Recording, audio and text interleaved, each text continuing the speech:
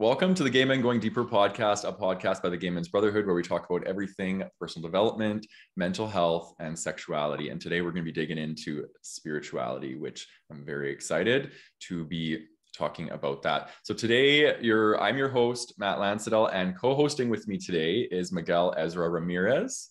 Welcome, Miguel. Hi. Thank you. Good to have you here. Mm-hmm. So today we're going to be talking about embracing opposites. So I'm very excited to talk about this because this has been a part of my life for a very long time, and I'm sure everybody is going to relate to this. Embracing opposites essentially is we're going to be unpacking the law of polarity, dualism, these sorts of concepts in this podcast where, you have the masculine, you have the feminine, you have the yin, the yang, you have the sun, the moon, you have happiness, sadness. So this is what we're going to be unpacking, is how to dance in between these two worlds, right? We all often have these preferences of how we want things to be, right? We all prefer pleasure over pain, but how can we start to embrace the polarities that we don't see as desirable, and how embracing opposites is a secret weapon to learning how to suffer, learning how to move through challenging times and adversity in our lives. So Miguel and I are very versed in this area, and we've had a lot of personal and professional experience in this space. So we're going to be unpacking that with you guys today. So to give you an idea of what we're going to be talking about more specifically, we're going to be hearing a bit about Miguel and his story, his origin story. We're going to be talking about what is dualism. So I'll be talking about dualism. Miguel experiences it more as polarity. So Miguel will be talking about polarity. And then we're going to be talking about our experiences, personal experiences with polarity and dualism, how to embrace opposites on the healing journey. And then we're going to be talking about how we can embrace opposites just in general, and how we can actually make this transformation happen. So we are excited to have you guys here and unpack this all. I want to formally introduce Miguel.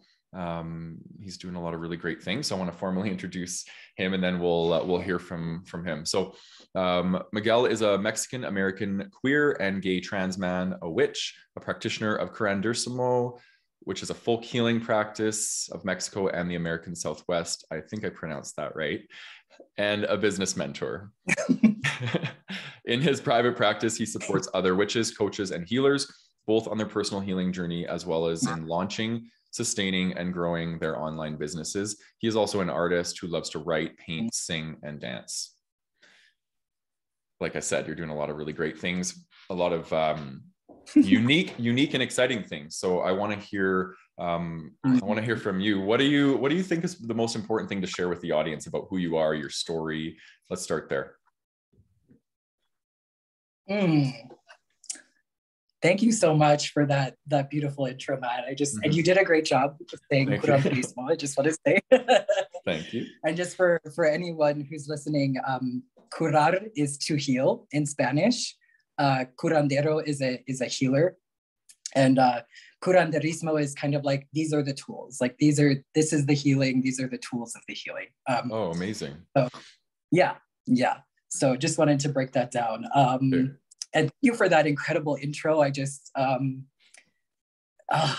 it just felt so good to hear me. I think as someone who, I'm like, oh, that's me. And I feel proud. And I'm like, yeah, I recognize myself. And that's something that I couldn't say for many, many years of my life. So I just felt this inner like happy dance of like, wow, like he is introducing me, like, and like the real me and what I do. And that is so wonderful, and a little bit scary. I want to honor that too, because it's not easy coming onto these podcasts and really exposing yourself and putting yourself out there. So the fact that you're here and we're doing this, it's amazing, and you deserve to be introduced, and you deserve to feel good.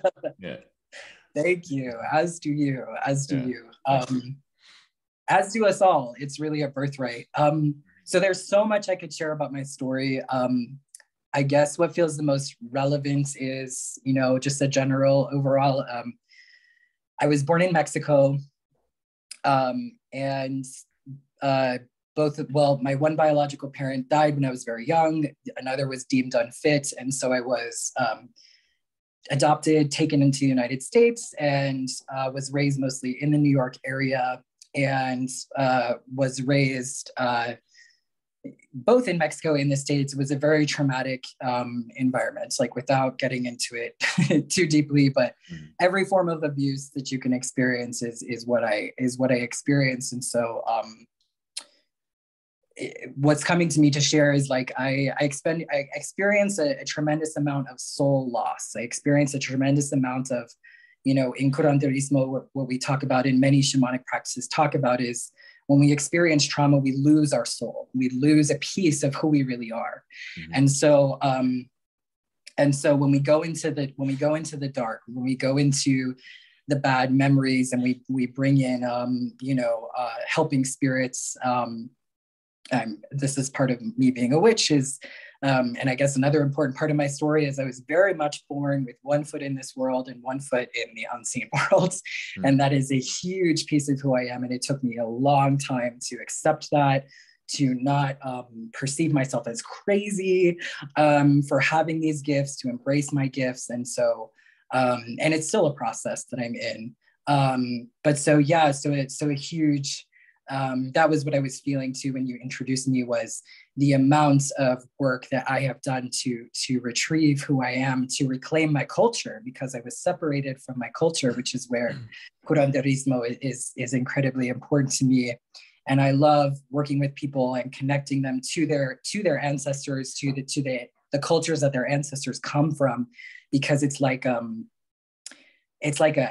power charge. It's like being plugged into a socket. It's like if you're a phone and you're on, it's kind of like being on 2% battery.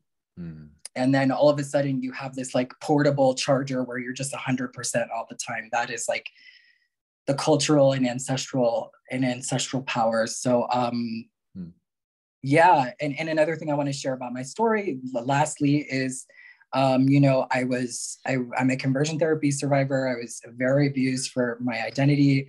I tried to come out in high school. It was so dangerous. I was bullied to the extent of almost being killed, to be totally honest. And so there's been a huge journey for me to really be seen, to be seen as a queer person, to be seen as a trans man, and to feel and as a gay trans man, and to feel safe in that. And today sort of is a very big milestone for me in that journey. So just thank you again for being a part of this. And yeah, that's all I'll share for now. Yeah. I want to honor your story. I want to honor everything you just shared. And for the listener viewer, I want to also let them into a little bit about behind the scenes about what we were doing before we got on. We were like encouraging each other and preparing each other because we both felt nerves coming into this container, right? Like, and that's why I said, I want to honor that. Like, this is not easy stuff to do, to put yourself out there. And I still get nervous putting myself out there. So, and we both made a deal that we're going to embrace imperfection and just let ourselves say what needs to come through, not put pressure on like making this into being something that it needs to be, right? The more authentic, the more people gravitate towards it, I find. So yeah, I'm just honored that you're feeling safe to come on to the podcast with me and share your story. And I will hold as much space as I can for that. So yeah. Yes. Yeah. All right. So I want to do it. Okay. I wanted to ask you, what do you feel? Is there something you feel called to share just about you that, I don't know, maybe you haven't shared before, or just something on your heart? Yeah. No pressure. Yeah. Well, similar to you, I was born into this world with one foot in the spiritual world, one foot in the material world. And a lot of my karma in this life is around feeling understood, feeling different, feeling weird. And I internalized that story for so much of my life that there was something wrong with me, right? Being sensitive, being empathic, being a gay man. Those were my three main things that I felt I was traumatized around, feeling different. And now look at me, I'm leading with all three of those things. And so I just know that I know the world can be challenging when you're navigating it from that part of you. That's if you're really honoring that you have one foot in the spiritual world and one foot over here, you're going to show up differently. You're going to be different. You're going to see the world differently. And people can really be mean, and they can be really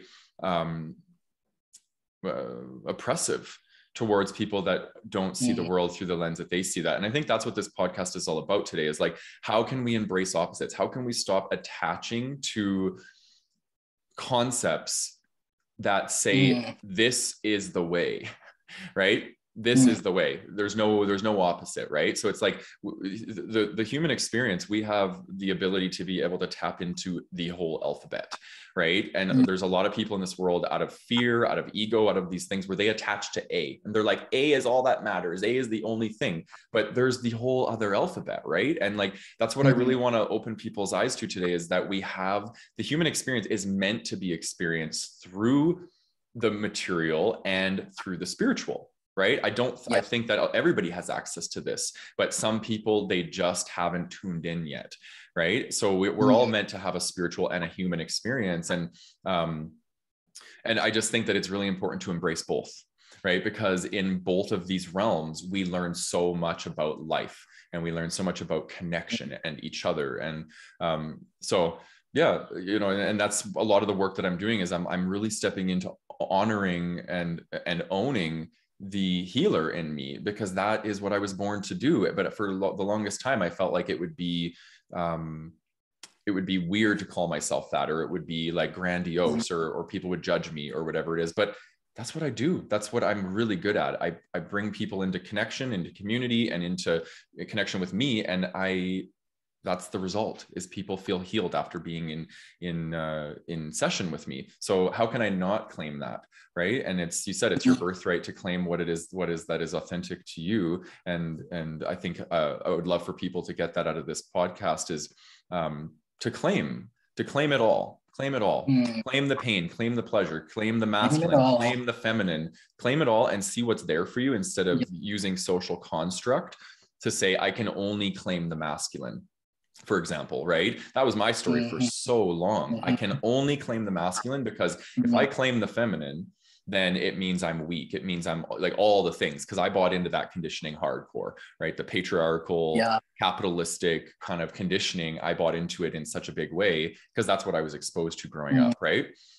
So a lot of my integration of masculine, feminine is me claiming my feminine, right? And working with that. So dualism has been such a big part of my life, and it's exhausting, it's confusing, it's triggering, it's all the things. But I want to go into a little bit of kind of a mini monologue about what dualism is for me, and then I want you to have some time to be able to share what it means too, because we're pretty aligned, but I think we're going to take a little bit of a different spin on it, which is good. It's good for the audience to hear that. So the way I look at dualism for me is maybe I'll define non-dualism first. So in the spiritual sense, non-dualism is about integration of mind, body, soul, and we are not split between our ego and our soul. That's usually where the split occurs in human beings. So dualism is about that split. And the one that's the most relative to me in my life is ego and soul. Right. My ego tends to be very controlling, rigid, fear-based, judgmental. It seeks separation. Right. Whereas my soul, it seeks freedom. It seeks oneness. It seeks nature. It's accepting. It's loving. It's unconditional. Right. So I've always been navigating these two polars in my life. Right. And for the longest time, I rejected. And I was hiding parts of my ego in my shadow self. And a lot of the work I've been doing over the last few years is integration work around shadow, and really moving towards authenticity. And authenticity to me is that.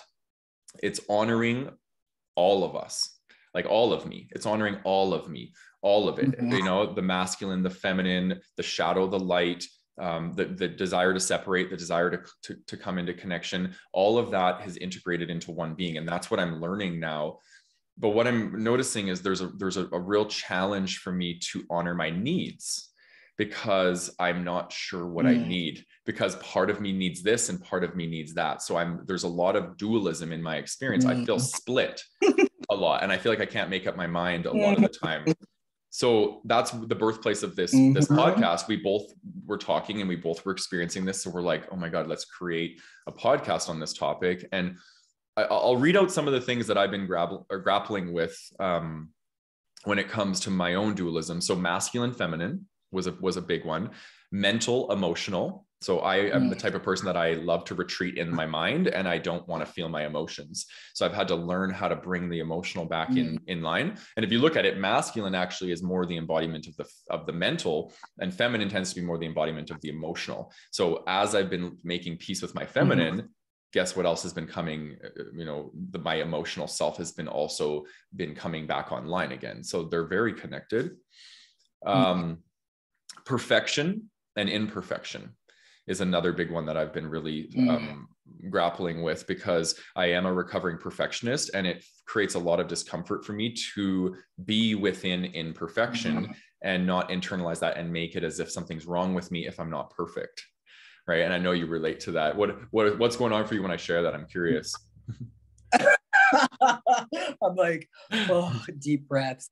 Yes, the perfectionism for me is I think more ingrained than I would like to admit. It was a huge coping mechanism for me, and it was a huge way that I attempted to survive. So that's just what's coming up for me. Yeah, I appreciate it. It's the same as me. Totally a trauma response.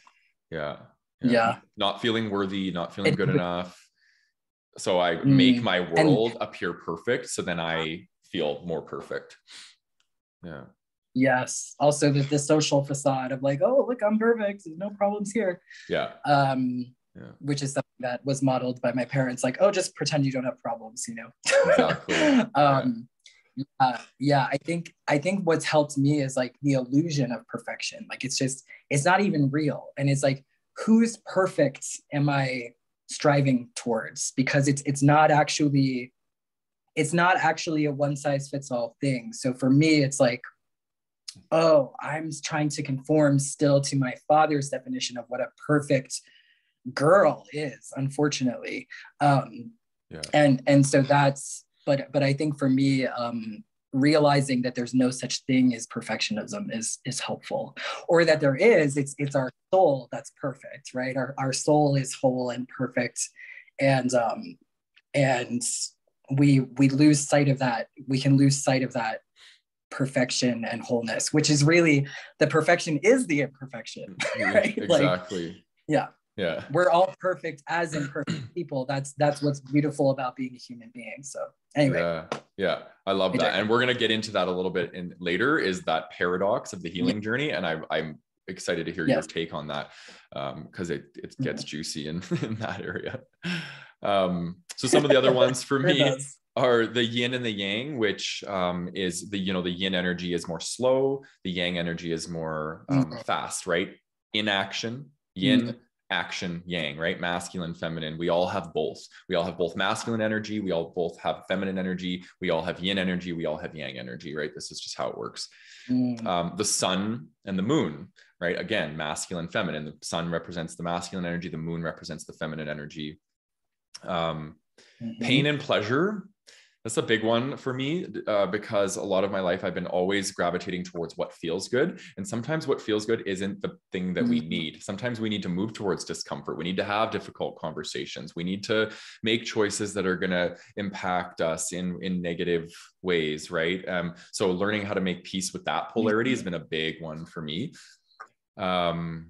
Clarity and confusion.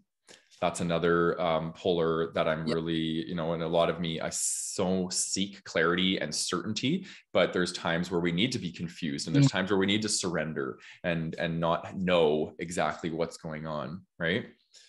And then the last one that I've noticed in my life is introversion and extroversion. So again, the polar between those two. So I feel like I've defined enough as far as dualism and what that means to me. So do you want to talk about polarity and kind of what that's like for you? Yeah, I would love to. I'm just pulling out my notes because there's a couple of juicy things that I'll know I'll forget if I don't get this. Yeah, fair enough. While you're doing that, oh, go ahead. Yeah. Okay. No, you go. Oh, I was going to say, well, if you need time to look, I was going to say, I'll talk a bit about balance and what that means to me. But if you're ready to go. Yeah, no, let's go there. Let's do that first. That sounds really good. Yeah, so grab your notes and I'll do that. So balance, I just want to say too, because this isn't about, in my experience at least, you know, non-duality or balance, we could call it, isn't about always walking the middle path. Do you know what I mean? It's about discernment, in my opinion. It's like, okay, masculine and feminine, I've been working with both the energies of masculine and feminine. And I feel like I've made some really great strides. And I feel like I'm pretty integrated with these two now. It was a huge struggle, but I feel like I've made peace with a lot of the feminine energy. And I want to just say that there's not really, like, I guess sometimes in my life where I'm really like both and I'm embodying both, it's usually I'm feeling masculine energy and I'm like in that energy and I'm productive and I'm getting stuff done. And then when I move towards slowed down time, maybe it's time to go have a nap, or maybe it's time to just be with my body in stillness, then I enter feminine. So again, it is about the swinging of the pendulum. That's balance, but it's discernment in knowing when to activate what, when to practice acceptance for the polarity that we maybe don't desire as much as the other one. That's how I feel like balance has been, you know, established for me. So I wanted to just bring voice to that. So much wisdom, Matt. This is so good. Yes, and I love what you said about sometimes it's balance isn't balance at all. It's actually going into the extreme of the polarity that brings the balance. And that for me, I feel that, you know, this topic is so cute. I feel like because in many ways, you and I are exactly the same and the exact opposite. So I actually feel a lot of polarity within, like, relationally within the relational fields. And I feel the dance, which is super fun. And I feel that we're opposite in the way of, like you were saying, you always gravitate towards comfort or towards pleasure and shy away from pain. And I'm sort of the opposite. I have a very scorpionic, I'm like, let's go into the pain. Like, I'm just very like, I just want to go into the darkness and transmute it, right? Like, I just want to like, and I actually, but I've realized that part of that is my trauma, because I never had a comfort zone established. I was born to a homeless addict, right? I was like born on the street with nothing, right? There was no comfort anywhere. And then I was raised by people who gaslit me out of my culture and made me feel very unsafe emotionally and didn't accept my sensitivity. And so it's like, for me, it's actually moving towards pleasure and the comfort zone that is uncomfortable. And then, let's go into the pain and go into the trauma. It's kind of like, how can I feel good right now? Like, can I take a bath? Can I make myself some tea? And like really developing that self-soothing and self-comforting is my, that's my growth point. And then in terms of healing work, I really help people. I'm not scared of the dark, right? That's the thing about me, is like, I'm not scared of the dark. I'm not scared of anyone else's dark. And so I help people really go into like the worst shit they've ever been through. And I hold that safety and that candle for them to, you know, I can't walk there for them, but I feel like I hold a candle and I walk with them as they go into their stuff. Because it's very hard and it's very ego breaking, right? Our ego doesn't want anything to do with that. Exactly. Like, our ego's like, no. I'm just gonna like numb out and like watch some Netflix, you know. So I think this is also like the purpose of healers, coaches, therapists is that hand holding into the things that are difficult, or the things that we are just, for no fault of our own, a little bit deficient in, you know. So anyway. Probably be a 3-hour podcast. I'm just getting that vibe. But just for the sake of time, I was curious. I Googled polarity, and it says the state of having two opposite or contradictory tendencies, opinions, or aspects. I also want to say that I can relate to so much. I actually had therapy right before this, and something I was talking about was I don't always know how to set boundaries with people, because I have different parts of me, and the parts can be not in agreement about, some parts are okay with what happened or what the person did, and other parts aren't. And so a huge part of my healing that I do for myself and hold for other people is like, we have counsel with the parts that are in conflict about something. And yeah, so there's that. But anyway, yeah, that's important. I want to talk about actually a lot of what we're referencing in astrology since January of this past year, all the way until July of 2023. We're in South Node in Scorpio and North Node in Taurus. Yeah. So we're very much in this, we're mastering non-physical reality, we're mastering spiritual stuff, we're mastering intensity and growing through intensity and pain in order to move into, yes, exactly. In order to move into terrain things like comfort, feeling at peace with the body, stability. Both of them also very much have to do with money. So that's very much a collective message, and that those two signs are polarity. Polarity is everywhere in nature. You talked about sun and moon. That's a big thing in curanderismo. We have grandfather sun, grandmother moon, and that's the horizontal polarity. And then we also have the vertical polarity of sky and earth. Of traditionally father mother, though they can be inverted too. That's the other thing I want to say too, especially for my gender blessed, gender nonconforming, trans, non-binary community, is that I know that sometimes this language around masculine and feminine energy can be very triggering.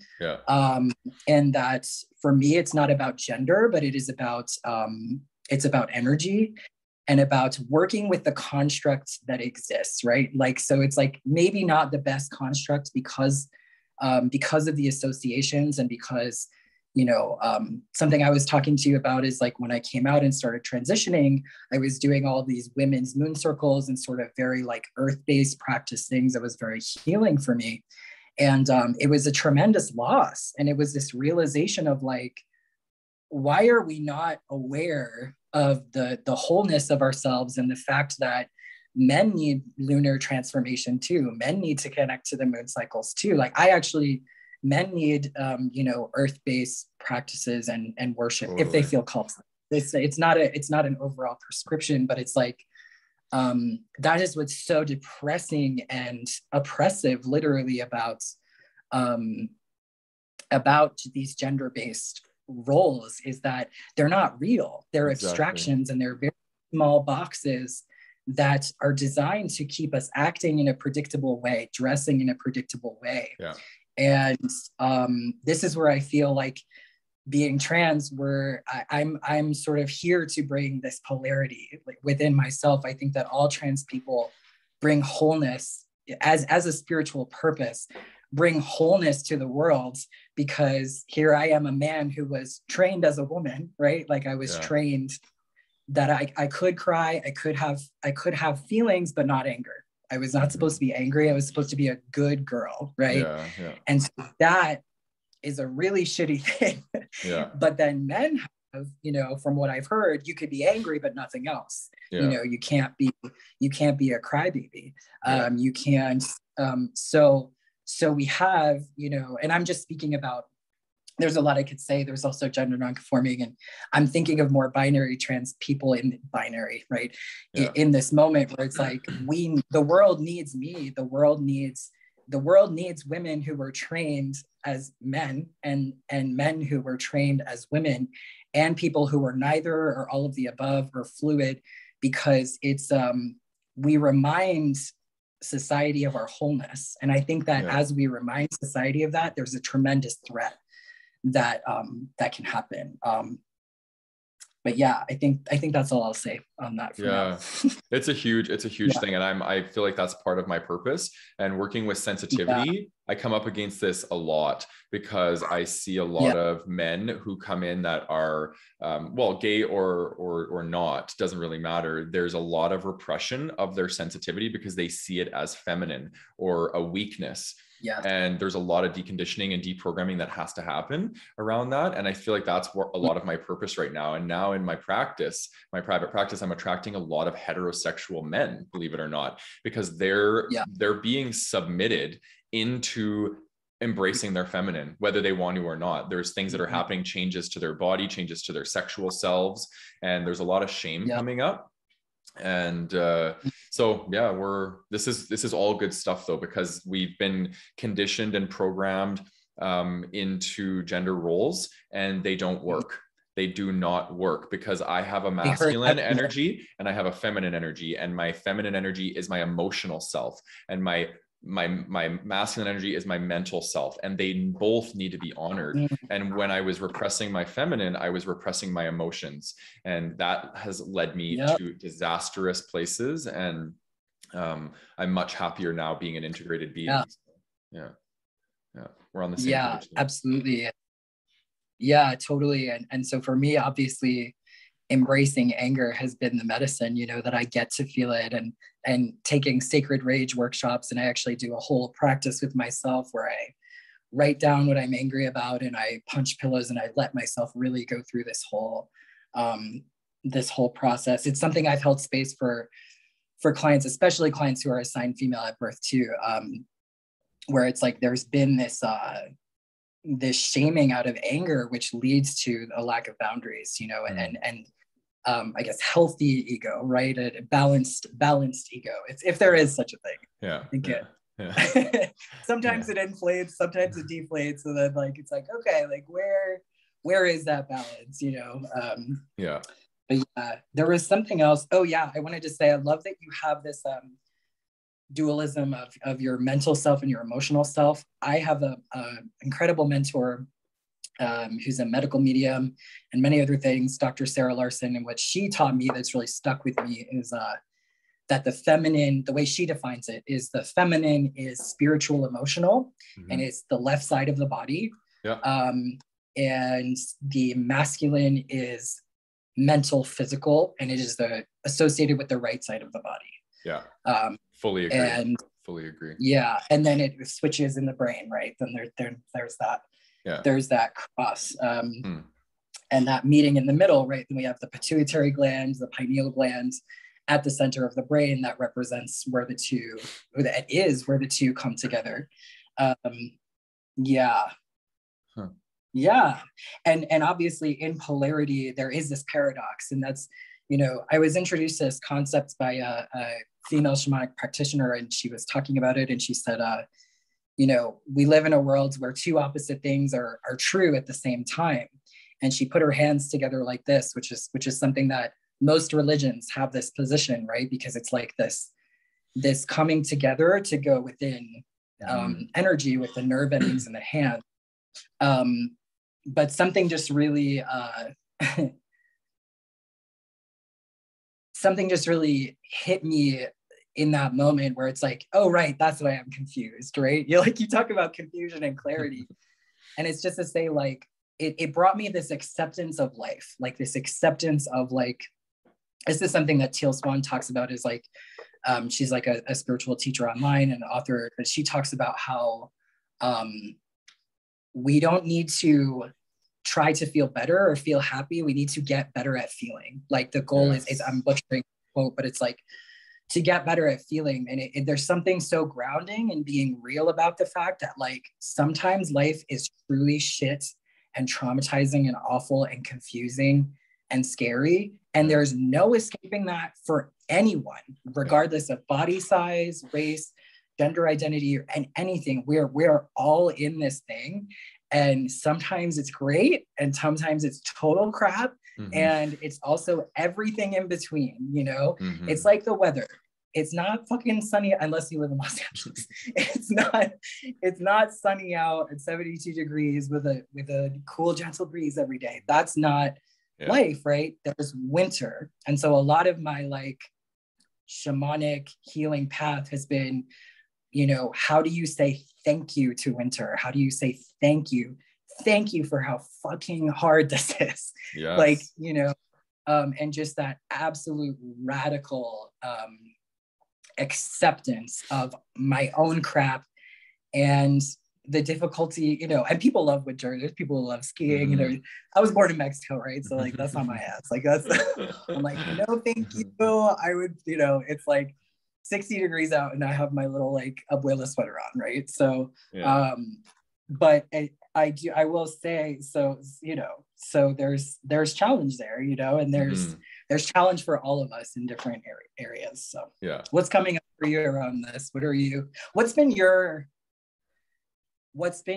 well, you touched on this already, but like, I don't know, what's on your heart about your own healing journey and the ups and downs, and how do you navigate that? I want to say one thing before I answer that. And I think, Great. Because what I want to talk about the polarity of what you were just talking about. And what was it? Oh, it just escaped me. It'll come back. Yeah, it'll come back. Did you want to continue on with polarity, or you want to? Yeah, sure. Yeah. I think, like I want to name a couple of other polarities that have been important to me. Spirit and matter, right? We kind of touched into that with this Scorpio Taurus situation that we're all navigating. Yeah. Death and rebirth, that has been a very powerful one for me, especially on my journey of being trans. It's like, you know, I had one name and then I didn't have it anymore legally, right? I had certain body parts for most of my life, and then boom, they're done, gone, and now I am this new version that is my most authentic self. It's very dramatic, right? It's very, very dramatic death and rebirth process, where you realize these things, death and rebirth, they seem to be two separate things, but they're really not. And they really are, right? Okay. Yeah. Death and rebirth are really separate things. They're really one and the same thing. It's both, right? Two opposite things. There's paradox inherent in polarity. And what's amazing too is coming to me is to show people like, there's a magnetism, right? So there's like the moon and the sun and the polarity of that oppositeness. And then the polarity of the sky and the earth. There's a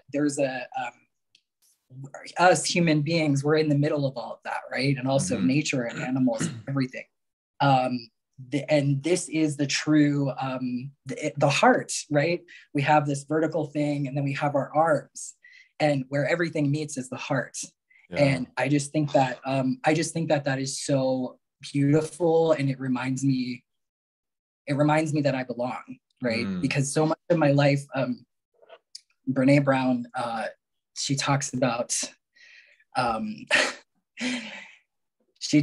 how I lost it because I had a thought, which is I want to acknowledge that Brene Brown isn't necessarily for everyone. I know that Black women in particular take issue with some of what she teaches around vulnerability, and I am mixed race, so that and Blackness is a part of my mix, and so I too feel some conflict around her. And she is also someone who's deeply benefited my life. There's polarity even in this experience for me of like, wow, she's really great, and you have a lot of privilege to be saying and encouraging certain behaviors that are built off of a lot of privilege that she's good at acknowledging, but I don't know that she's fully dismantled. And yeah, so I just wanted to say that. But one thing, I watched a talk of hers a few months ago that I really feel changed my life, because it articulated something that about my experience, which is about belonging, and how often when we're fitting in, we're not belonging, because we have to belong with ourselves first. And so when we're trying to fit in, which many of us, I want to say, myself included, had to do to survive growing up. We had to shapeshift, fit in with our families. We had to people please and become codependent and dissociate and all these other really, really terrible things. And to get through middle school and high school, oh my God, forget about it, right? Like I could not be myself. I was going to get murdered in there. Yeah. But I'm on this inner teenager healing. So that part of me is like this inner teenager healing journey. So that part of me is very strong. But I realized that, you know, and then so it can take some time as an adult to realize you don't have to fit in anymore. You don't have to betray yourself anymore, but you also have compassion for the fact that your nervous system and your body and your mind and heart formed around survival. Yeah. And so this is another false polarity for me, is self-sabotage and self-love, self-betrayal and self-honoring. The self-betrayal let me survive, right? So how is it the self-sabotage too, right? The self-sabotage helped me survive. So how is it not self-love that I did that? Because it helped me to survive. Totally. So that's another polarity that I think about, is like the grace and compassion with our adult selves, with our younger selves. That is going to take, it's taken me anyway, I'll just speak for myself, and I would say most people, you know, we can't snap our fingers and be healed overnight. It's sometimes like a real journey, and requires patience to allow younger parts of ourselves to catch up to the fact that we can honor ourselves now. We can love ourselves, and we don't have to have these defense and protective mechanisms in place anymore. Yeah. I love that. I think did you remember the thing you were going to say? I did. Yeah, I wrote it down. Yeah, I hate when that happens, but it happens all the time. Oh yeah, for me too. Yeah. The ego, I want to say I have the same experience with the ego, because like for me, my ego was developed very early because I couldn't be gay. I couldn't be sensitive. And the ego in my, from the context to which I'm speaking of it, is it's that part of us that we develop in ourselves that we it's the voice in our heads that tells us who we are. It tells us how to interact with people. And the ego is an inauthentic aspect of ourselves, because we come into this world, we're born into this world, we're authentic, we're just this expression of love and presence. And then we realize, oh, okay, that environment over there isn't accommodating for me. So I need to change myself and I need to put on a different mask so then I can walk over there and feel like I fit in. Right. And so that's been my experience a lot of my life, is it's just like this ego formation, wearing different masks of who I am. And a lot of the work I've been doing is moving towards my soul. What does my soul crave? And my soul is in my body. So I listen to my body. What does my body crave? And so it's this dance. But what I want to say, but my whole point is that we have to offer love to the ego, because it was actually very adaptive. The ego is very adaptive. Exactly. If we didn't have it, then we wouldn't be able to feel safe in environments that technically our authentic self are not welcome in, right? So I had to build an ego around masculinity and heteronormativity, right? These sorts of things, so I could fit in and not get beat up at school, right? So like all of these things. So the ego serves a very adaptive purpose. However, I will say that we come to a point in our life where if we don't have connection to our soul or our body, and we're purely governed by our ego, it's very maladaptive, because we're not connected to our true authentic desires and needs, right? Because we feel unsafe to share those with the world. So it's all time and place, and it's all context where these sorts of things come into play. So I wanted to just make note of that. The other point was this thing around static and dynamic, and how our how the polarities, you know, when let's say, for example, when we experience adversity and we have like a preference towards pleasure and not pain.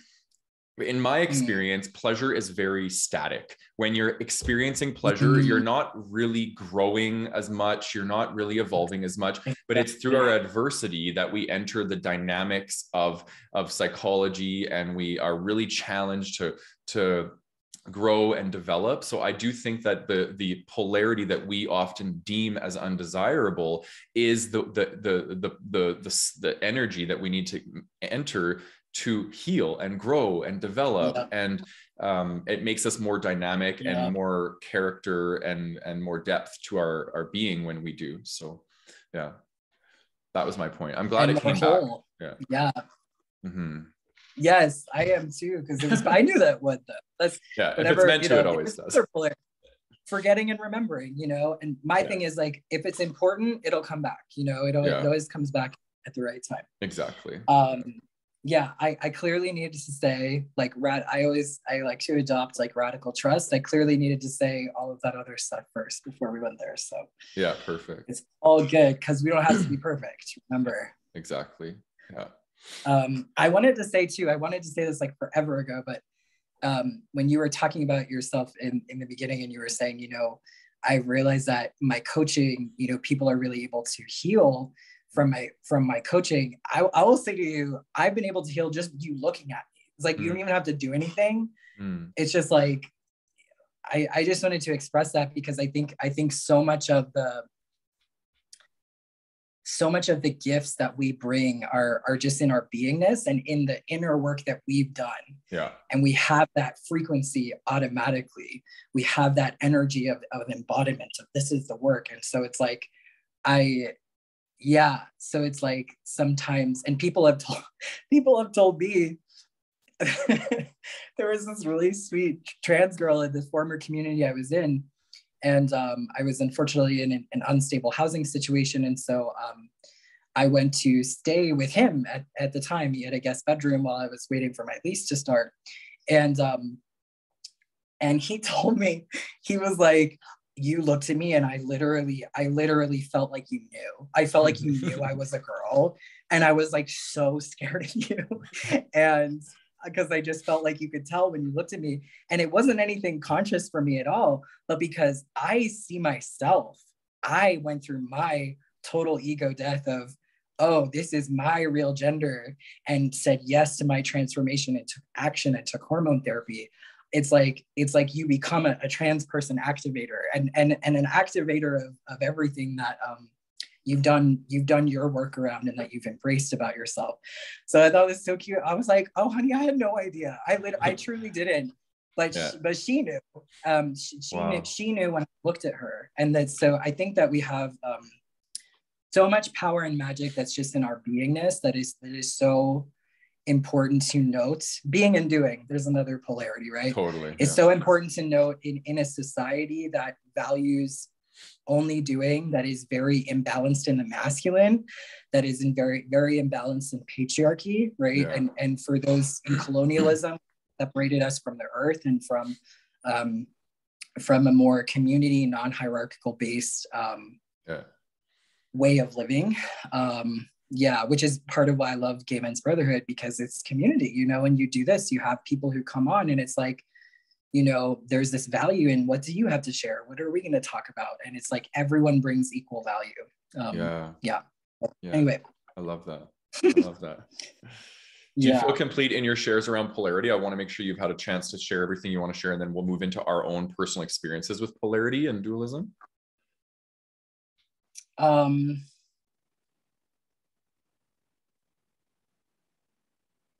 There's a lot more than I don't think I'll ever be complete on this topic. More so just in your sharing. I think I need to write a book. I do want to write a book. I guess I want to share, there's one last thing and then I'll be complete. Two last things are related. I contain multitudes, Walt Whitman, right? Part of being mixed race is like, I am technically white and brown and black, right? I'm Afro-Brazilian, I'm Mexican. And I just want to name that this is another area of not fitting in to belong, right? That to belong with myself, that is really huge for me on my healing journey. And I love the mixed race community. I get along with them best because we're all people who don't fit in, but who are trying to find belonging with ourselves, because it's not black or white for us, literally, right? And so that's been a huge embracing for me. There's still not a lot of representation around that in the world. Yeah. And we live in a society that wants us to only be one thing. It wants us to only be one thing. And so that's what feels so radical about that journey too. Yeah. And the other thing is, you know, there's a lot of false light, right? Like this especially in the spiritual communities, right? We'll see there's I guess I'm wanting to name that on the healing journey. A lot of people just, you know, wanted to feel good. And there's a lot of these yoga teachers who are, you know, abusers. And in that we can see there's a lot of darkness in people who are only trying to be in the light, right? And so it's actually the people who own their darkness and who own their shadows and who are really, really real about, you know, sometimes I'm a controlling bitch, you know, like, this is my shadow. Like, I own this. This is a behavior that I don't like, but it's something that I'm working on.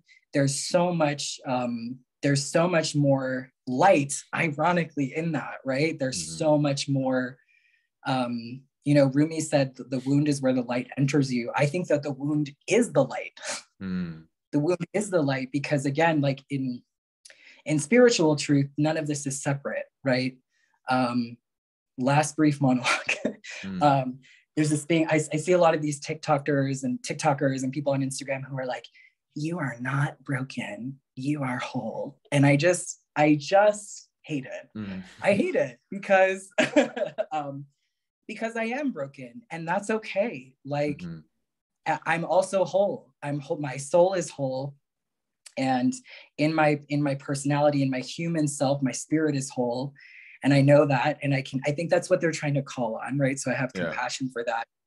But I am also really broken. And so what, right? Like, what if I am glorious in my shards, right? Like, what if it's so beautiful how broken I am? Because of course I'm broken because of the trauma that I went through. And if I don't say, okay, I'm whole, but I'm also broken, then I can't tend to the brokenness that is ultimately going to be my healing journey, that's going to allow me to feel the wholeness more, to remember. It's really a remembering of the wholeness when we heal. So very passionate about that. Just wanted to say we can be broken and whole at the same time. Yes. I love that. I love that. And that's the whole point of this. That's the whole point of this podcast is we can be both, right? It's I love it. Todrick Hall has a great Todrick Hall.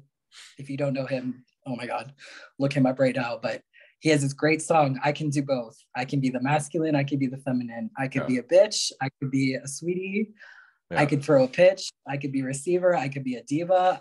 I can do all of it. I can do both. I totally fucked up the lyric, but it's worth checking out. Okay, so let's talk about our experience with polarity and dualism. So I'm going to start. So I've identified 3 actually. And these are the top 3 that I'm navigating in my life right now. And the first one is introversion and extroversion. I am innately an introvert, but I would say I have 30% of the time, I really crave connection and I want to be around people, but I have a threshold. When I'm out and about, I'm very on and I can have tons of fun, but then I hit a wall or like a ceiling and it's like, literally, it's like a switch flicks and I just need to get the hell out.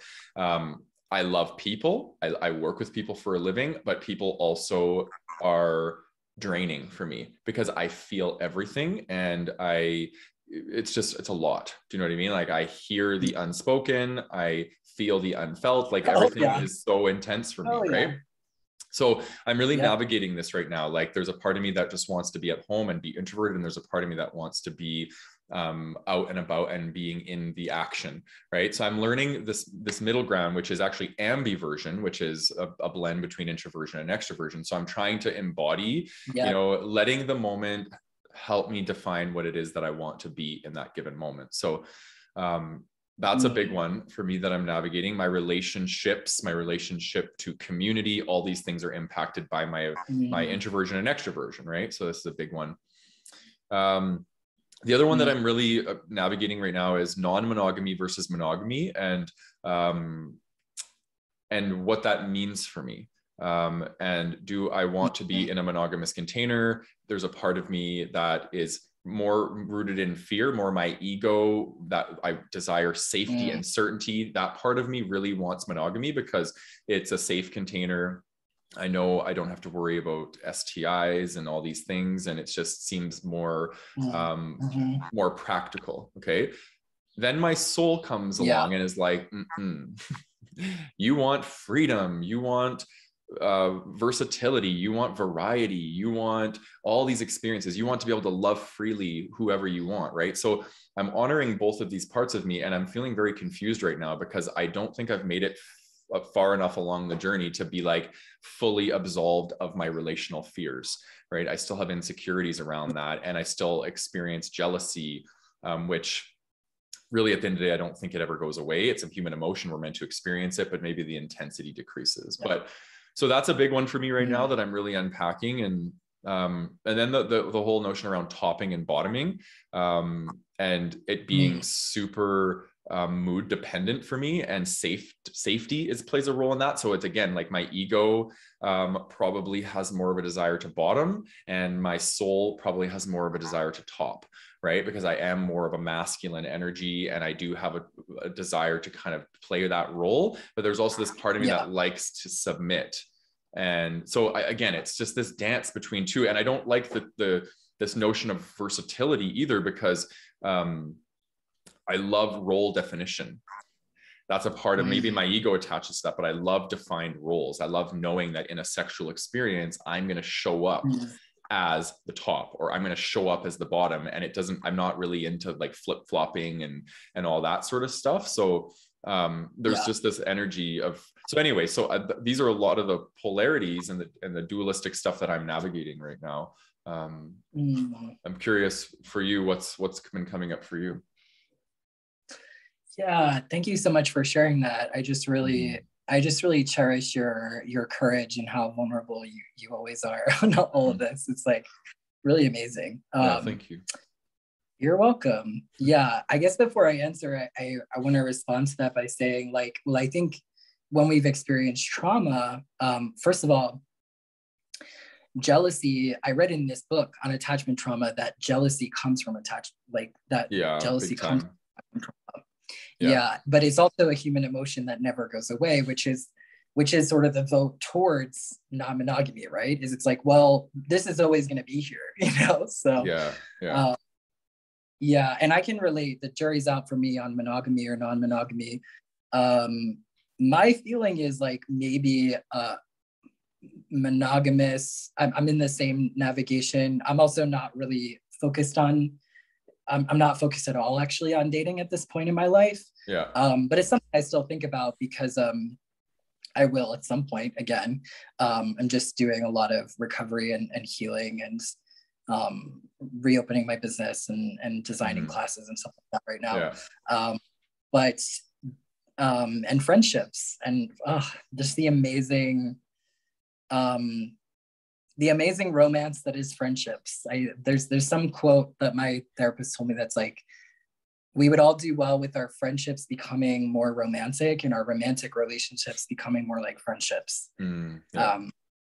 Which I think is a very balancing. I like that. Yeah. Great idea. Yeah. But I was going to say something else. Oh, this story keeps coming to my mind for the past couple of days when I was thinking about doing this. I first of all want to say it makes so much sense that you want to have a defined role sexually, because that's what creates safety, right? That's the clarity and not the confusion. With clarity comes safety. So like, I think that's amazing. I think that's great. And I think again, this whole, just for me personally, there are certain,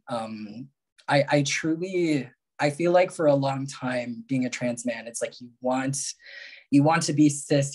Just me. I want to be cis. I want to feel cis. There's this body envy, right? There's this body jealousy. But I am truly grateful to not have been on a certain level indoctrinated into the cis gay male community, because I don't have this program of top and bottom. I think it's kind of another construct where we all contain multitudes. So I kind of feel like on a spiritual level, most people are verse. And I feel like it's about that vulnerability of tapping into wholeness. And I think sometimes we meet people who can really change our orientation in that way. We meet people where it's like, oh, I've never wanted to bottom before, but now all of a sudden I feel safe. And I feel like I could receive that, So I think it's also like a trauma-informed individual type of thing. I took this class called Meets BDSM, which kind of like changed my life. It didn't kind of change my life, it did. And just that the defining of the roles and the energy of the roles, that is just, it's just so powerful. And it created, as someone who's a sexual trauma and sexual violence and incest survivor, it creates so much safety just knowing who's doing what, and with the safety comes the healing. But in terms of this like pain pleasure polarity, the teacher had everyone, you know, so one person is the top and the other person is the bottom, and the bottom sit, and just energetically, not anything sexual. Well, when you start exploring this sacred sexuality, tantra stuff, it's like, what even is sex and what isn't? It starts to get really fucking weird. So the bottoms are sitting in the chair and the tops come and they're like, the teacher, and everyone consented to this, right? So the he doms and subs was the language we used. Okay. So the dom starts pushing this point in the jaw of the bottom, or I think it was like up here. I don't know. It's some pain points in the body. It's painful, and he's like, push it. He's like yelling. He's like, push it, go harder, you know. And everyone has safe words and everything. So I want to again, like, presence. Everyone consented, and people were screaming. They were screaming in pain. They were like, oh God, they had tears running down their face. And then something really fucking weird. I was like, I'm not playing this game. So I witnessed, all of a sudden you could see it start to flip. It started to get real weird. People's eyes started to roll back into their head. People started moaning. People started, like, I could see people's just being extrasensory. I could see people's souls having an expansion and having a like pain meets pleasure like threshold point where it's like, oh, it's so painful that all of a sudden it feels good and maybe I'm turned on. And it's like, this is like what's so amazing about that stuff. And sorry, someone messaged me on Facebook. Is like that it gets to be, that's what's exciting about BDSM and dominance and submission and all of those roles, especially when they're done in a sacred container with the teacher holding it. In my experience, that creates a lot more safety. Is like, it gets real. What is it? Is it pain? Is it pleasure? Is it both? Is it, oh, now it's painful. Oh, all of a sudden now it feels really good again. And it flips so fast that you almost can't even track it. Wow. And that is where that integration comes in. Yeah, it's like, it was so amazing to experience. I had a similar thing emotionally, that when I started facing my sexual abuse with my dad, I was in so much emotional pain, but it was so liberating because it had been so trapped for so long that it was like euphoric. Like, it was like, I got these repressed memories back, and it was that soul retrieval of like, oh, now I know. And then I experienced for the first time non-dual emotions, which is where I was crying and laughing at the same time in the processing of that trauma. Wow. I was crying because it was so painful, and I was laughing because I was so free in facing it, and I had so much courage, and there wasn't any really line between the two. And I think that is the gift of the healing journey, is you do find these moments. We can't keep them, they don't last, but we have these moments of like, oh, it's all the same. Like, I know that my soul longs for that. Like, it's all one thing, and I'm all one thing, and I'm whole, and I'm one with all of myself at the same time. Anyway, yeah, so I didn't really talk about how that, I think that was just more important to talk about than how this relates to my well, you did. It's more so in the past. You were talking about kind of sharing. That's true. I want to be mindful of time. True. So I think maybe we should move into how we can embrace opposites. So I want to leave the viewer and the listener with tangible things that we've experienced that are beneficial, that can help people do this work, because this is really tough work to be able to embrace opposites. It takes a lot of consciousness, and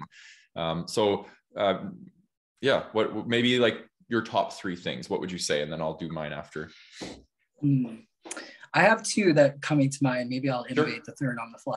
Yeah. Okay. The one is a quote that I said in the beginning, which is embrace feeling rather than trying to feel happy and trying to feel good. Just get good at feeling. Yes. Just get good at feeling whatever it is.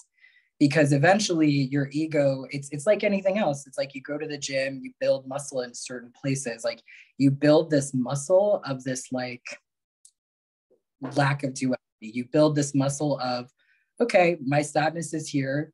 It's like the rain being here. It's going to pass, right?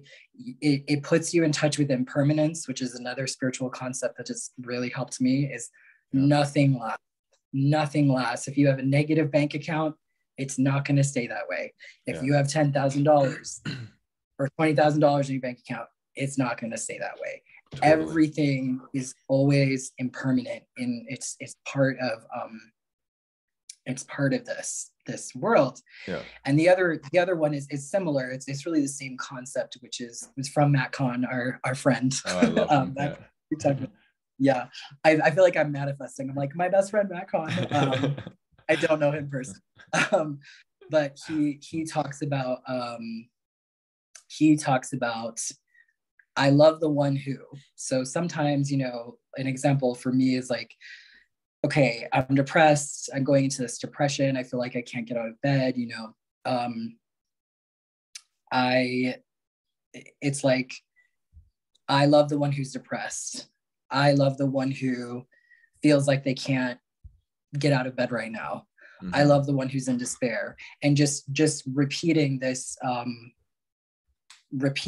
sort of mantra of, I love whichever one of me is showing up, right? Whichever emotion is showing up, that's who I'm choosing to love. And it won't be easy. Especially not at the beginning. I think in a sense, healing gets easier, and it also gets harder because you get stronger, so the deeper layers come up, but it gets easier in that you've sort of been at the healing gym and have been working out for years, so you're strong.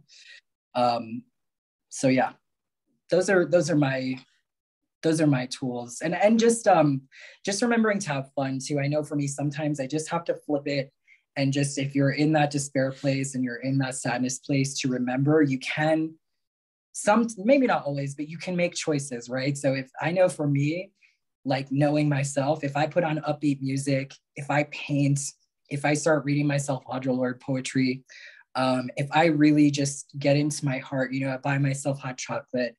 I do to also like move towards the joy and the fun.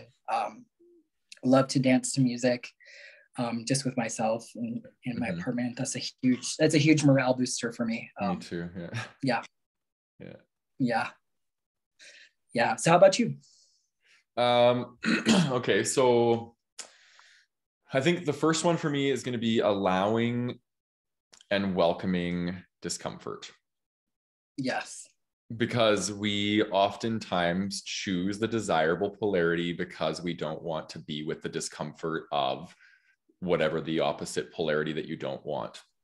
So the more we practice allowing discomfort, and you're like, it's like the same analogy as you go to the gym, right? The more you practice being at the gym of discomfort, the more you develop the muscle and tolerance of being okay with discomfort, because it's part of it. It's part of life, right? And what happens is we dissociate, we shut ourselves off, we repress, so we don't have to deal with that other polarity. But really, we're stunting our own evolution. We're stunting our own growth if we don't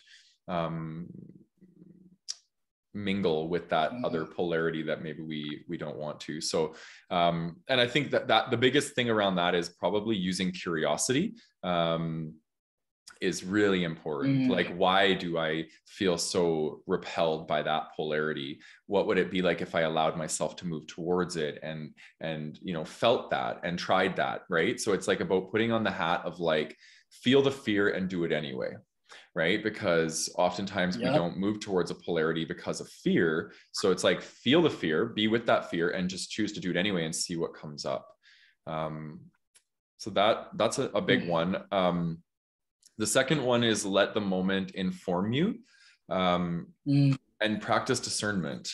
Because, like, for example, the thing with me with topping and bottoming, it's like, the moment will let me know what my body wants. And if I'm in a connection with a guy and I feel like topping, and that's what my body is communicating to me, then I will follow that. Right. And it's like, I think what happens is we make these hard and fast rules. We make up our mind about what we are, and that's the ego. And then we live by that. But really, there's this other part of you that maybe wants to be more experimental and more exploratory. And I think just let that part of you out and let the moment inform you. That's what authenticity is for me. It's honoring desire in each moment, right? And not saying, oh, well, no, I've got this hard and fast rule that I'm only a top forever, and always, I will always be a top. Well, what if a moment comes along and your body craves to be given, you crave to give your body over to somebody, and you just keep denying that craving? Well, it's going to eventually lead to a further split between your ego and your soul, right?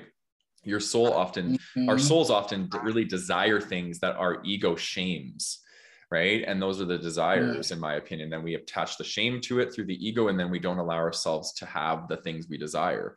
And I think that a lot of the times is really limiting. So I'm learning all this stuff now, and I'm by no means a master at it. It's very confusing and very hard to honor and trump fear and shame and honor what my soul wants because of my conditioning. Right. So, and then the third one I have is developing witness consciousness, because I think this is just the game changer in general. This will solve pretty much everything, really. And it's not easy to do, but this is like what witness consciousness is: the seat that we take within ourselves where we can observe our thoughts and our emotions and not become one with them, right? We are not our thoughts. We are not our emotions. We are the consciousness that can hover above and watch us, right? So I can be crying and hurting, and I can actually watch myself cry and hurt. Right. And that takes practice, because you have to meditate. You have to do things where you detach from self, detach from egoic self, I'll say, and develop that consciousness that is, the witness, the observer self. Right. And for people that have a hard time grasping that concept, it's like, think about this idea of like thinking. We have a thinker self that's just always on, and it's just spinning like a wheel. It does, even when we're sleeping, we're still thinking, right? And in the background. And we have the ability to stop, and I can tell you what I was just thinking. That means I have an ability to be able to watch my thoughts. Otherwise, I wouldn't know what I was just thinking. That's the part of us that we want to tap into, right? That part of us that can sit back and it can watch as we're playing out.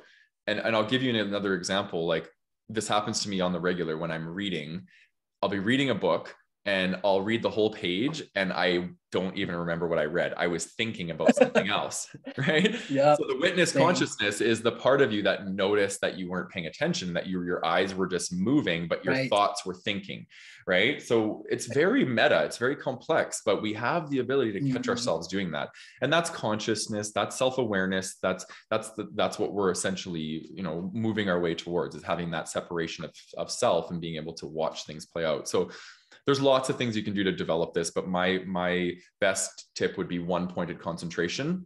I'm not going to go into it too much for time's sake, but you can Google it and find out what it is. And one-pointed concentration was a really powerful tool that helped me develop that ability to be able to master my mind, control my mind and the attention, so I can sit back into that seat of consciousness and watch things play out. And I think that'll help with this, because it's like, it's really important to watch where your thoughts, where your ego wants to take you when it comes to polarity, and be able to kind of notice that, oh shit, like my ego really is fearing being over in this polarity right now. Like, what is about that, right? So we have to have that distinct separation from ourselves to be able to notice where our fears are constantly wanting to take us, instead of, right? And then once we have that awareness, we can start to apply less judgment towards the fear and be more curious and move towards the things that maybe that maybe could benefit us on a soul level, but we're terrified to do on an ego level. So yeah. Oh, love that. It's so juicy. Yeah. I was gonna say, I was like, oh, that's the third one that I forgot, is the healthy witness, and that loving detachment. Exactly. Can really be a medicine. as much as going into it can be a medicine, going into the pain, but the detachment and meditation is something that I think meditation, like you say, 1 point focus, right? Yeah. Meditation is something that really can help develop that witness consciousness. Totally. Yeah. Yeah. Yeah. It's a game changer for sure. Yep. Before we wind down, is there anything that you think is important to share with the audience before we wrap up?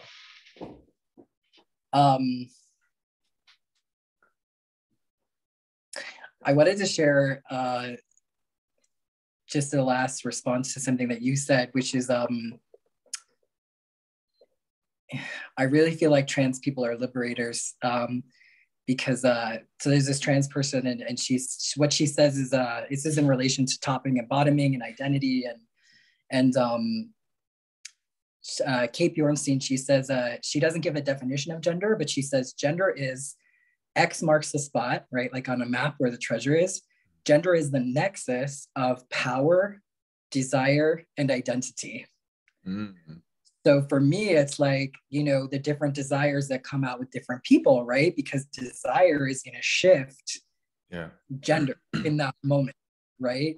Or there's maybe a different power hierarchy with a certain person. And so it's like, even if someone identifies as a top, there are these two other factors. So I'm just wanting to challenge some of your listeners of like, okay, but maybe that's not all of you, right? Maybe there's more of you. Maybe that's not even your, maybe it is your identity. Maybe it's not. Maybe there's more, right? There's like more to be explored. Exactly. Yeah. Yeah. And I feel like you bring, as a Gemini, so much Gemini medicine of like, I love that, like, what did you say? Just embracing the moment, like. Yeah. Let the moment inform you. Yeah. Yeah. Let the moment inform you. That I feel like is going to help me be more present. So I love that. That's like, so great. I really feel like shows that Gemini flexibility as someone who's a cardinal sign. Like, this is what I'm doing. Like, I'm starting this. This is what I'm doing. And I'm not doing other things. I decided to do this. But people, and sometimes that's the medicine of like commitment, and initiating something. But other times, like, we need to be more flexible in life, and that allows us to meet the moment. So that's wonderful. Yeah. I just want to thank everyone who listened, because you could have spent your time in any which way, and you chose to listen to the two of us speak. And I also just wanted to say, Matt, that this was like so fun and nourishing and wonderful, and I feel really like lit up. And just thank you so much for asking me to do this. It was great. I second everything you said. Happy to meet. It feels good. I feel alive. I feel more connected to you. We're building a friendship, right? So it's like another level of like, we did this together, and it's really beautiful. So I want to thank you for taking your time out of your day to come on the podcast, and I want to honor the courage that it took to come on the podcast, and that you chose to choose. You chose courage over comfort, which is like lots of growth comes out of that. So I honor you, and I want to thank the listeners for tuning in as well. And if you enjoyed this episode, please let us know. Let us know, even if you didn't enjoy the episode and you have some comments you want to share with us on YouTube. I will make sure that Miguel and I both see those comments. So share your thoughts and your feelings with us in the comments. And much love to everybody, and may you find balance, whatever that looks like for you. Even if that looks extreme. Yeah, exactly. All right. Toast everyone. Guys. Bye. Bye.